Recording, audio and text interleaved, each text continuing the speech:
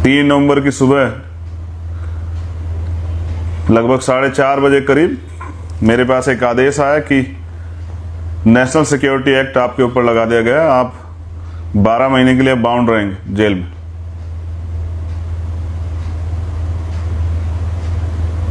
तो ठीक है, सरकार की मर्जी है, सरकार लगा दे। उस दिन पहली बार राजनीतिक सत्ता, जिसके लिए बाबा साहब अम्बेडकर ने कहा पॉलिटिक्स द मास्टर की, राजनीतिक सत्ता वो चाबी है जो आपकी सारी परेशानियों के हल खोल सकती, आपकी सारी परेशानियों का हल कर सकती। फिर कभी कोर्ट, कभी तारीख, बीमार हुआ तो इलाज बंद, जज साहब से कोर्ट में कहा तो तारीखें बंद। फिर 2 अप्रैल का हादसा हुआ, मैं 8 दिन, 2 अप्रैल का आंदोलन, उसके बाद तमाम तरह से मुकदमे, गिरफ्तारी। और मुझे लगा कि इस देश में संवैधानिक दृष्टिकोण से मैं अपने आंदोलन को आगे बढ़ाता हूं, तो मैंने जेल में भूख हड़ताल कर दी 6 अप्रैल से। 14 अप्रैल तक 8 दिन लगातार भूख हड़ताल चली, सरकार को कोई फर्क नहीं पड़ा। फिर एक दिन आया जो आज है 13 सितंबर, और मुझे पता लगा कि सरकार ने मेरा एक मुकदमा जो रासुका का था, नेशनल सिक्योरिटी एक्ट का, उसको हटा दिया है। बाकी सभी मुकदमे झुके तू हैं। तो आज इस समय लगभग वो सूचना मेरे पास आ गई। फिर उत्तर प्रदेश के इतिहास में पहली बार ऐसा हुआ कि रात को 2:30 बजे किसी व्यक्ति को छोड़ा गया। उनका इरादा सुबह छोड़ने का था, लेकिन जिस तरह के भीड़, जिस तरह के समर्थक, जिस तरह का प्यार, जिस तरह का भाईचारा बाहर बना, तो सरकार की नींद हराम होगी। सरकार ने सोचा कि रात को ही छोड़ दो। और जब मैं घर लौट रहा था कुछ साथियों को चोट भी लगी। और ये वो दिन है कि जब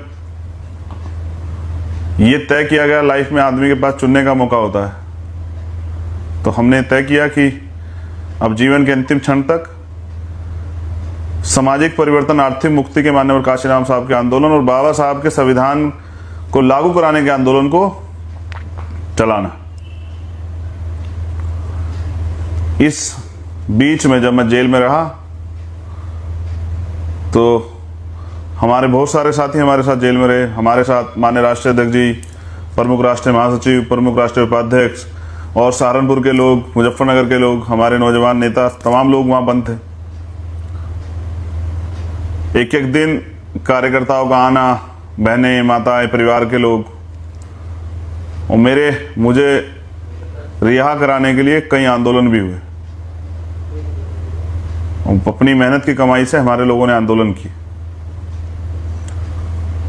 जब मैंने भूख हड़ताल शुरू की तो उस समर्थन में बहुत सारे गांव में भूख हड़ताल शुरू की गई।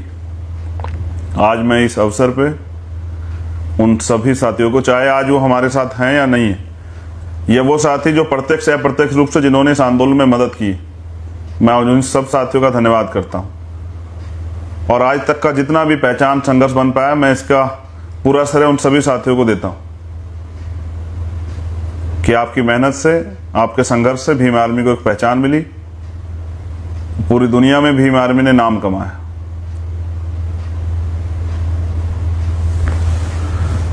ये आंदोलन अभी अधूरा है। इससे जिस लक्ष्य के लिए इस आंदोलन को तय किया गया था, भीम आर्मी भारत एकता मिशन को, वो पूरा नहीं हुआ। देश के बहुजन समाज के लोगों में एकता नहीं बनी।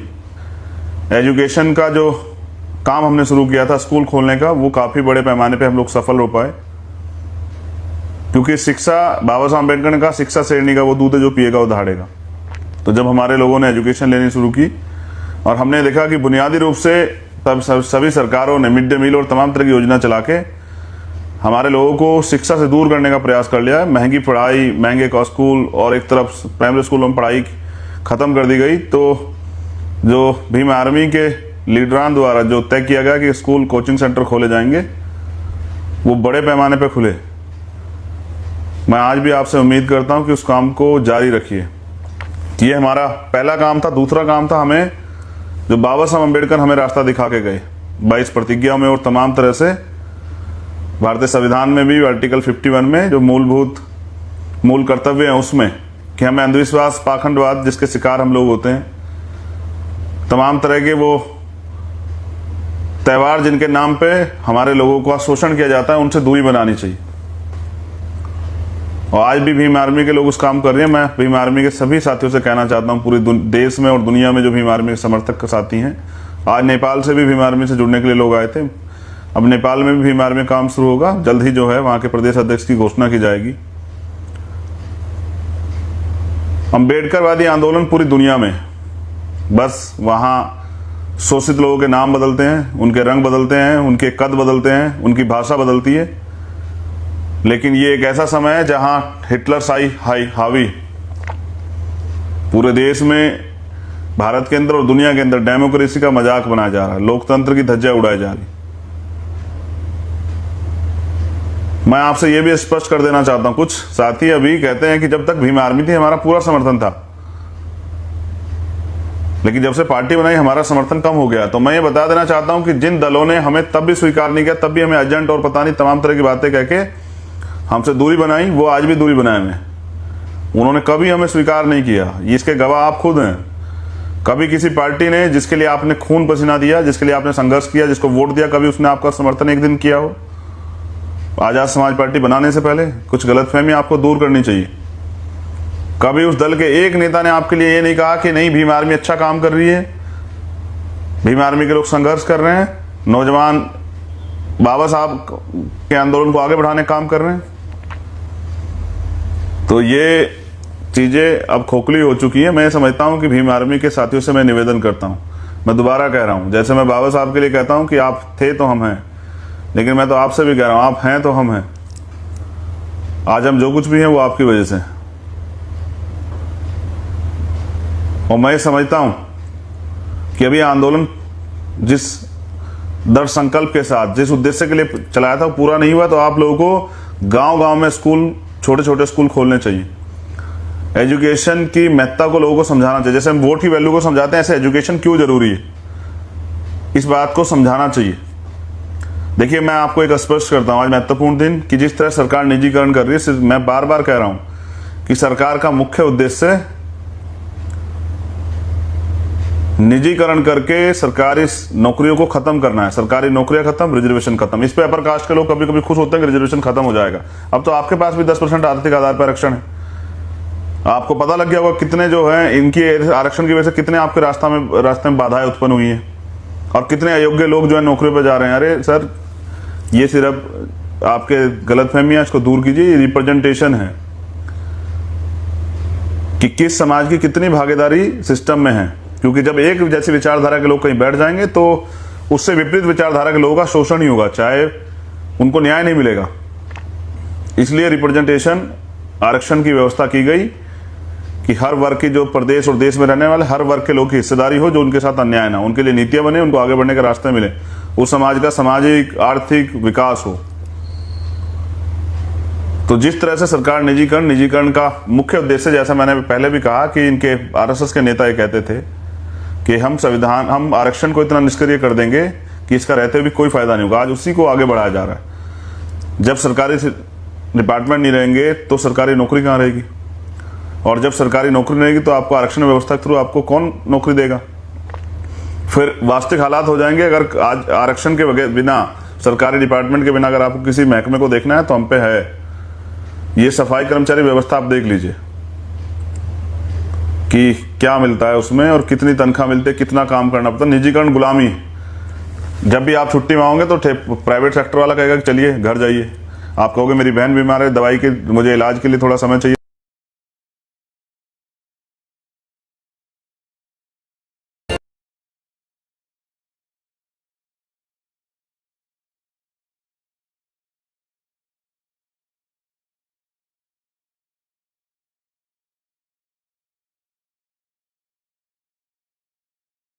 को गुलाम बनाने की साजिश आरक्षण व्यवस्था है।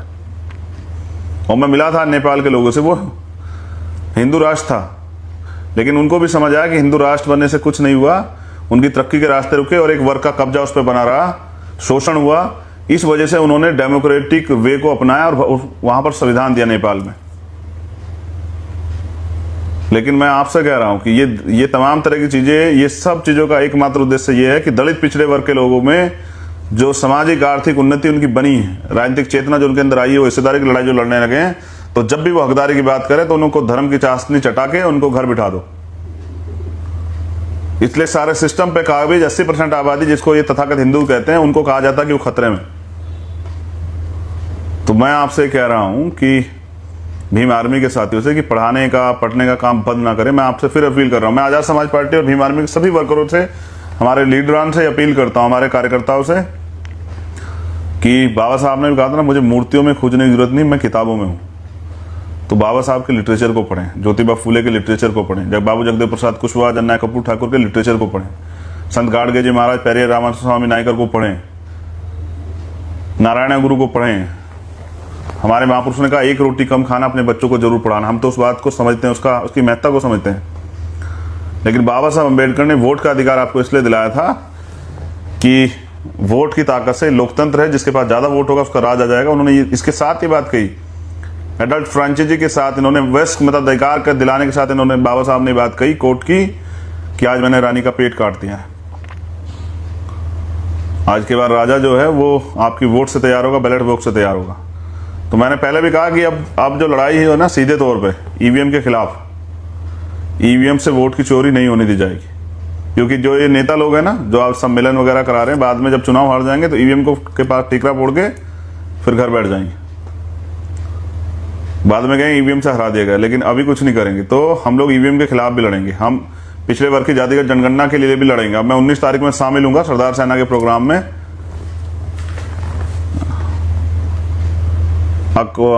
अम्बेडकर नगर, वहां की यूनिट के लोगों को मैं यही के माध्यम से बता दे रहा हूं, बाकी प्रदेश अध्यक्ष जी द्वारा बता दिया जाएगा। अम्बेडकर नगर जो पिछड़े वर्ग के हमारे सरदार सेना के जो लोग हैं, वो साथी जो हैं, वो पिछड़े वर्ग की जातिगत जनगणना के लिए प्रयास कर रहे हैं और उसके लिए वो एक रैली निकाल रहे हैं, मैं उसमें शामिल हूंगा।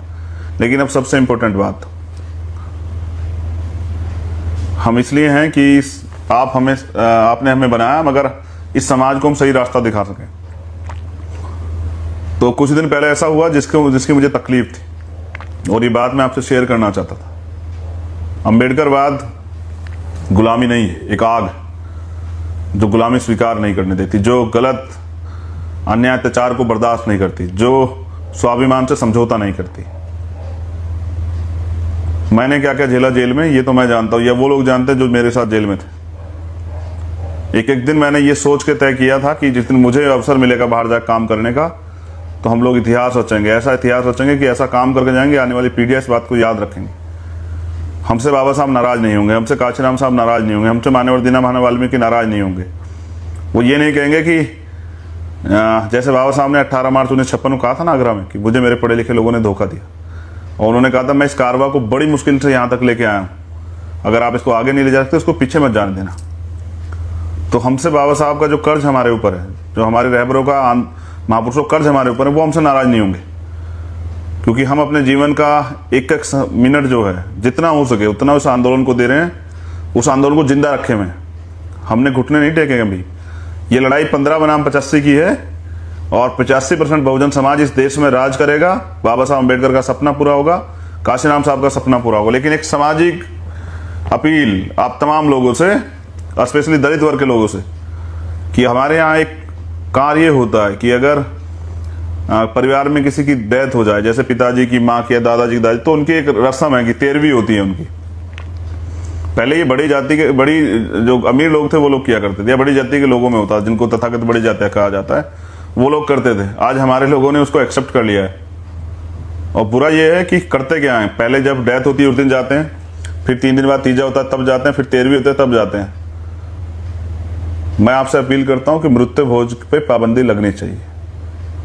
और ये आप अगर ये सोचेंगे कि चलिए कोई और बंद करेगा, तो मैं समझता हूं, आपका भाई होने के नाते मैं आपसे अपील करता हूं, और मैं कोई गलत अपील नहीं करता हूं, समाज को ये बुराइयां छोड़नी चाहिए।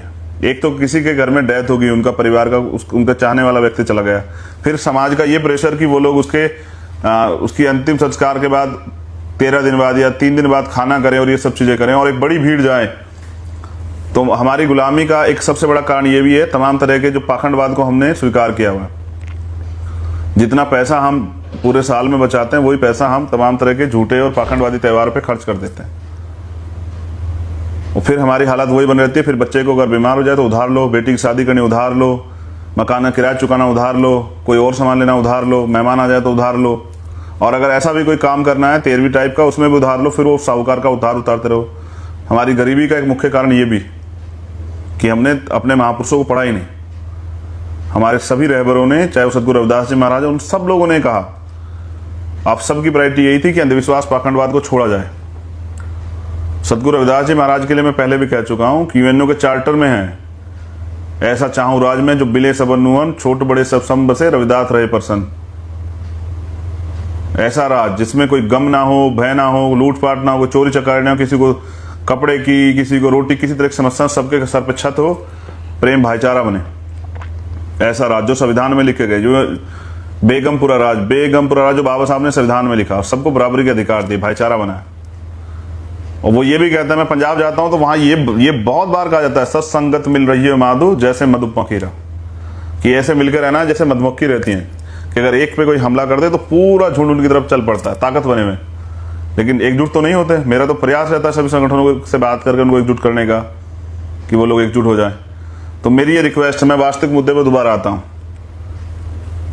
भीम आर्मी के लोगों से, आजाद समाज पार्टी के लोगों से, देखो तमाम लोग बंद कर रहे हैं। जाट समाज ने बंद कर दिया, गुर्जर समाज ने बंद कर दिया, सैनी समाज ने बंद कर दिया, पटेल कुशवाहा समाज ने, मौर्य समाज ने, प्रजापति पाल समाज ने, ये जो बहुजन समाज है इन लोगों ने कर दिया। अब तो उच्च जाति के लोग जो खुद तथाकथित है वो भी उनको बंद कर रहे हैं, वो भी इसको गलत मान रहे हैं। मैं आपसे रिक्वेस्ट करता हूं, नौजवान साथियों से मेरी अपील है कि ये मृत्यु भोज को आप अस्वीकार करें, इसको त्यागें। मेरी तो बहुत सारी अपील है आपसे, दहेज और तमाम तरह की चीजें इनको बंद करें। समाज में अव्यवस्था फैल रही है। हम लोग वो सीख रहे हैं जो दूसरे लोगों का काम था, जिसके परिणाम अंत बुरे होते हैं, जबकि हमें वो सीखना है जो हमारे रहबर लिख कर गए, बता कर गए। मैं आपसे अपील करता हूं, एक ही दिन जाया करें जिस दिन डेथ हो, और खाली दुख का समय पानी पी के चले आया करें। तीसरे दिन बाद तीजा करने की, और फिर 10-13 दिन बाद 13वीं करने की कोई जरूरत नहीं है। और अगर कुछ ऐसा आपको इस तरह का आपने कुछ किया भी है तो उसमें विचार गोष्ठी किया कीजिए। समाज की तरक्की के रास्ते कैसे खुलें, एक दूसरे के दुख सुख को जानने का मौका मिले, जो परेशानियां, जो बुनियादी रूप से परेशानियां हमारे सामने, उन पर चर्चा हो, समाज में सामाजिक चेतना बढ़े, राजनीतिक चेतना, आर्थिक चेतना बढ़े, हम लोग तरक्की के रास्ते पे कैसे आए, परिवर्तन कैसे हो, इस पर हम लोगों को चर्चा करनी चाहिए। और फिर हमारे लोग वहां खूब शराब पीते हैं, तो एक तो व्यक्ति चला गया, ये नुकसान, फिर आर्थिक नुकसान, फिर जो लोग आ रहे हैं वो 10-10, हमारे यहाँ तो बड़ा वो है देहात क्षेत्र में कि 10-10 महिलाएं आती है कि गांव से। मैं अपनी बहनों से भी कहना चाहता हूं, तो आप क्या उसको जिंदा कर देंगे जो चला गया है जाके? तो फिर ये क्यों? इसको रोकिए, एक आदमी जाए कीजिए, दूसरे, और अगर कोई जाता भी है तो वो जो, और एक इंपॉर्टेंट, ये बहुत जरूरी है, जैसे किसी की डेथ होती तो हम लोग लेके जाते हैं एक कपड़ा जिसको कफन कहा जाता है, और वो उनके ऊपर हो गया, बाद में क्या होता है उस कपड़े का एक बड़ा ढेर लग जाता है। देखिए मेरा काम जो है ना, राजनीति से ज्यादा मेरी राजनीति यही है कि मैं समाज को सही दिशा दिखाऊं। तो वो कपड़ा हमने, मैंने अध्यक्ष जी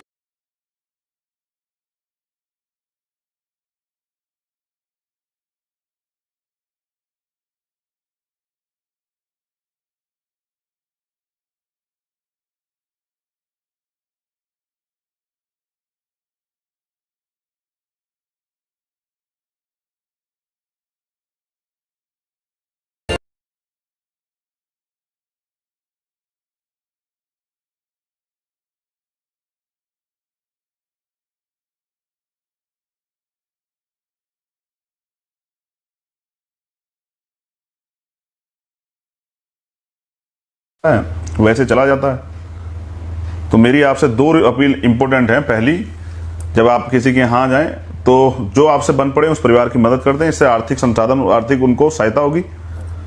किसी को कोई कपड़ा ना ले जाएं, बिल्कुल ना ले जाएं। सेकंड, ये मृत्यु भोज को त्यागें, इस पर चर्चाएं करें, गांव-गांव मीटिंग करें, उनसे बताएं सब चीजें। ये आर्थिक नुकसान अपने लोगों का ना करें। वैसे ही सरकार ने रोजगार नहीं दिया है, आर्थिक स्थिति कमजोर हो रही है, तमाम तरह की परेशानियां। तो मेरी आपसे ये निवेदन कि दूसरे लोगों से सीख लें, कम खर्चे पे सब चीजें करें, शादी ब्याह भी और इस तरह की चीजें भी। ये तमाम तरह का गलत जो है दबाव ना बनाया जाए समाज की, और ये नाक का सवाल बना के किसी को कर्जे में ना डुबाया जाए। ऐसी सलाह किसी को ना दें आप कि नहीं इज्जत का मामला और ये और वो। मैं आपसे हाथ जोड़ के कहता हूँ प्रिय साथियों, हमारा काम समाज को नई राह दिखाने का है, समाज को आगे बढ़ाने का है, तरक्की के रास्ते पे ले जाने का है, पीछे अंधविश्वास गुलामी में ले जाने का नहीं है। और एक और कड़वी बात, अगर आप मैं कहना नहीं चाह रहा था लेकिन मैं आज कह रहा हूँ कि उसके बाद एक और प्रथा है कि जिनकी डेथ हो जाती है उस महिला को ले जाया जाता है जंगल में, और उसके वहाँ जो है ना वो उनको बाहर निला विला के लाया जाता है। मैं आपसे अपील करता हूँ प्रिय, मेरी बहुत विनम्र निवेदन है, हमारे महापुरुषों ने हमें महिलाओं का सम्मान करना सिखाया है। इन सब कुरीतियों को त्यागिए, जो कुछ करना है अपने घर में कीजिए। ये अपमान है, माँ बहनों के सम्मान की लड़ाई लड़ते हैं, और ये क्या है? अगर आप अम्बेडकरवादी हैं, आप रैदासवादी हैं, आप कबीरवादी हैं, नानकवादी हैं, तो आप क्या कर रहे हैं? ये अंधविश्वास ही तो है कि आप जंगल ले जा रहे हैं। ये क्या है? भीम आर्मी इसीलिए तैयार की गई थी कि वो गांव-गांव जाके अपने बहुजन समाज के लोगों से कुरीतिया पाखंडवाद को खत्म कराएं, लोगों को समझाएं।